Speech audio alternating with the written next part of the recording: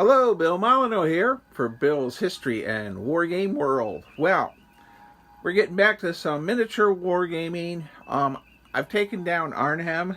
I did like 3 weeks worth of heavy-duty Arnhem playtesting. Then I did videos on Jerusalem Mills. I wanted to finish off the Star Trek fleet. My son Ethan will be here for a few days, and we're going to do some Starfleet battles with Bill's super simple system from full thrust, which the rules are free online, and then my slight adjustment for movement. Today's battle is the Gorn, a Gorn heavy cruiser, and this actually is one of those inexpensive spaceships from Plastic Soldier Company in England. They're like $15 for 36 assorted ships. I believe this is the Red Alert cargo ship that's been turned into the Gorn cruiser. I've done several videos on my Star Trek games. I don't want to be boring everyone, but that's the weapon status, hit points, and all for the Gorn cruiser. Now, the Gorn cruiser is defending its territory. I live in Star Trek, the old series, with the old FASA, where the Gorns are actually on the side of the Federation after they broker their peace treaty. Let me grab a Romulan war bird.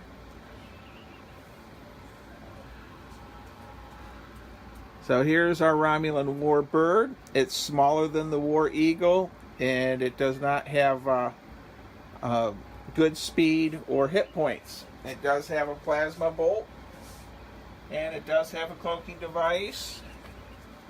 It also has 3 nuclear mines. Now, I did a video a few weeks back or a month ago, and I actually did the balance of terror. So,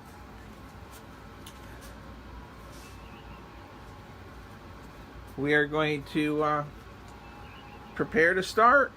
I'm going to do my initiative dice for the 3 ships, and that's basically the Gorn's got a 5.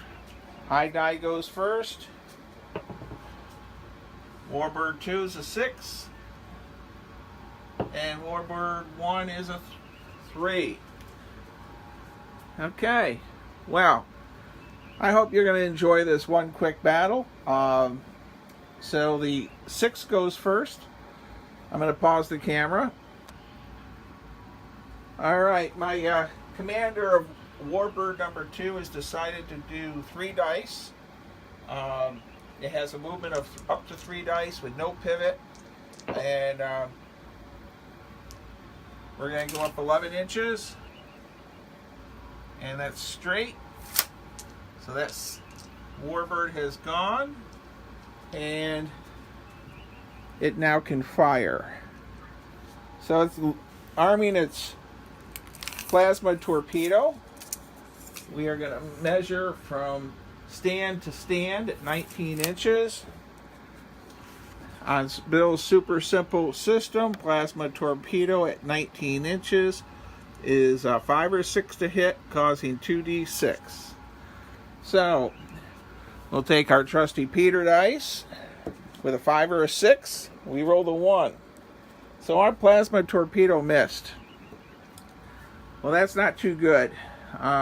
That's its only weapon for the Warbird. So, we're going to go to the Gorn ship.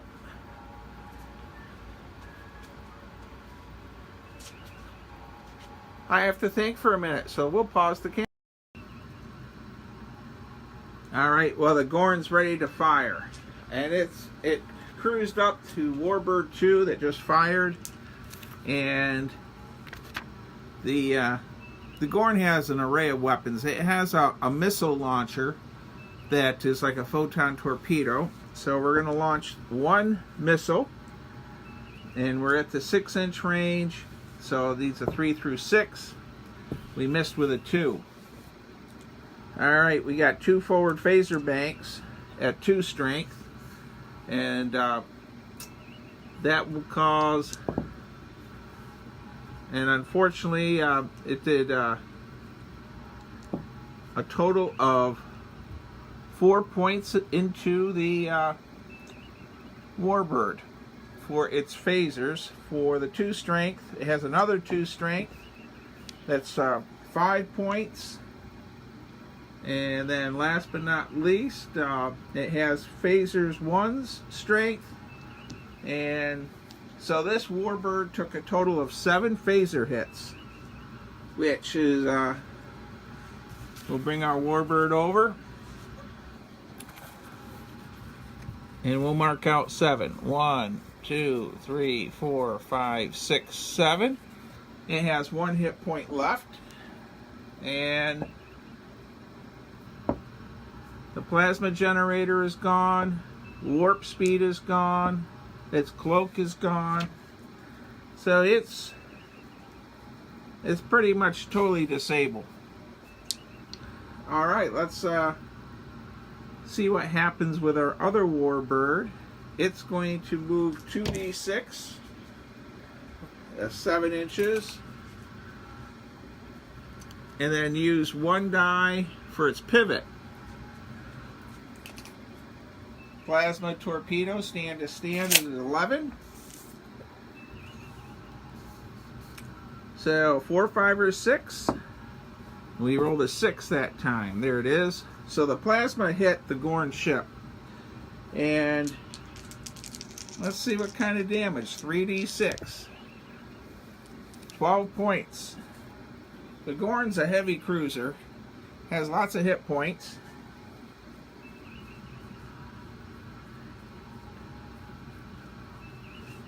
So it's still functioning. It does have to roll system checks, which I'll go ahead and check the phaser banks, and missile bay is good, and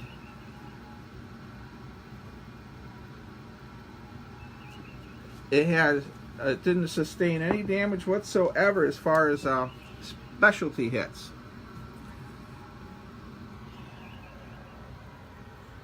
Wow.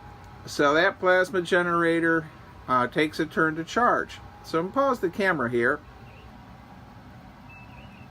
If you're wondering about my charts, posted them before. They're just modified. Still haven't really haven't had any issues with them. Sometimes I think my phasers have too much of a range. But let's put the camera in the tripod and finish off turn 2. Alright, well, a couple days here before Christmas, and we're going to roll 5. That's a 6, and that's a 3. So, unfortunately, the Romulan Warbird, it has 1 hit point left and nothing else. It's got no plasma generator. It can actually release a space mine.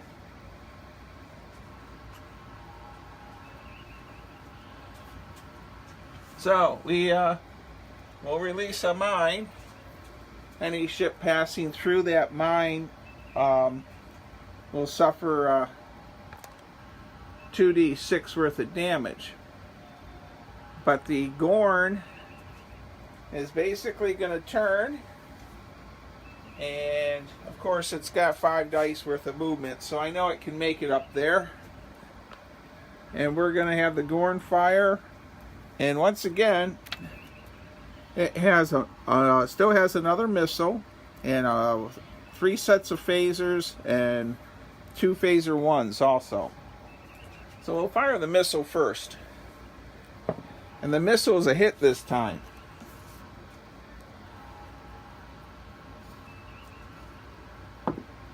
And the missile does 4 points of damage into the Warbird.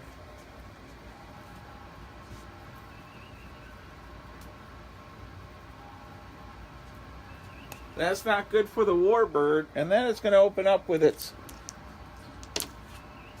phaser banks, which the 2 2s missed, the other one hit though, and 2 more points into the Warbird, and that Warbird is down to 1 hit point. It's one strength point phaser, scored another hit. The Gorn cruiser has quite a bit.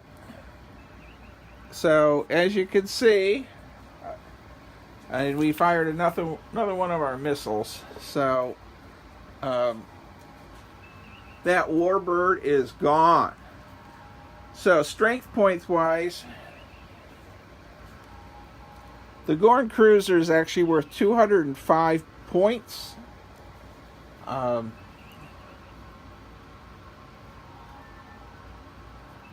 The warbirds are only worth 150. So it can affect, yeah, I'm going to say 2 warbirds, depending on the die rolls for initiative, they may or may not be able to kill off 1 Gorn heavy cruiser. So this is just a fun play test.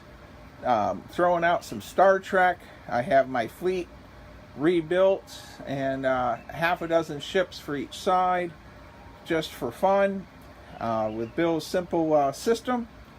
I want to say thank you for watching. I hope this is a nice change of pace for some of you that like Star Trek.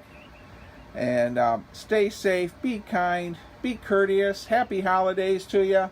I don't know if I'll run any more videos the rest of the week through Christmas or not. Thank you.